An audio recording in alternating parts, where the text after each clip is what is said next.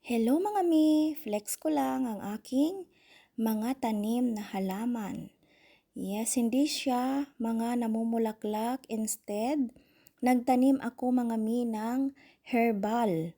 Herbal na pwede siyang kainin na ng hilaw. So, ayan, yung hawak ko na yan ay radish na bilog yung laman niya. So, pag-aanihin na yan or kukunin, ang laman niya ay nasa ilalim. So, para siyang kamote mga mi.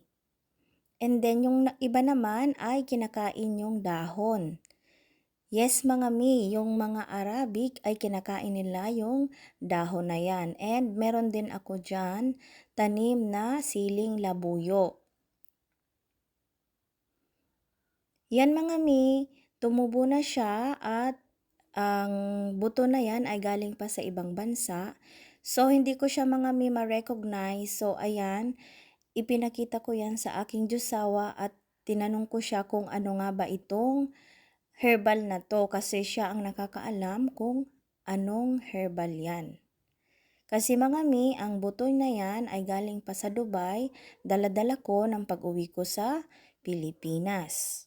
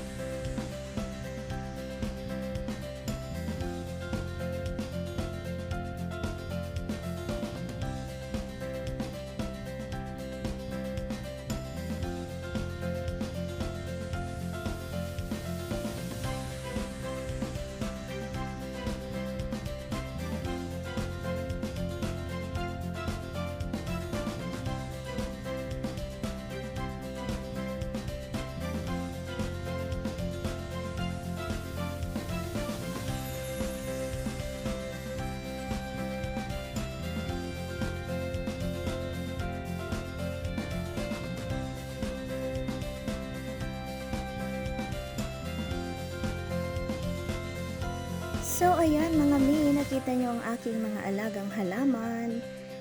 Ayan, at ayan ang ating climate for today. Napakainit talaga at kailangan diligan ng halaman araw-araw. So, makikita nyo mga mi, makakalat pa dyan kasi hindi pa tapos ang aking cabinet. So, soon matatapos rin yan, inshallah. So, ayan mga mi, ayan, makikita nyo yung puno ng pili. And then, sa may side niyan ay meron din yung ginagawang unan. So, napatingin ako dyan kasi naghuhulugan na siya, nagmumukadkad na yung mga, yan ang ginagawang unan. Yes mga mi, yan ang kayo kung baga sa amin sa Bicol at iyan ay ginagawang unan. Ayan mga mi, at inikot ko kayo dyan sa taas na yan at doon naman sa bandang yon ay may mangga. So, namumunga na rin yung mga mangga mga mi. And then, ayan, flinex ko lang sa inyo, konti pa lang ang aking nagagawang mga taniman. Kasi yan mga mi ay yung mga pinaglagyan lang ng masonry potted noon ay ginawa ko lang halamanan. So, ganyan lang muna siya mga mi, DIY.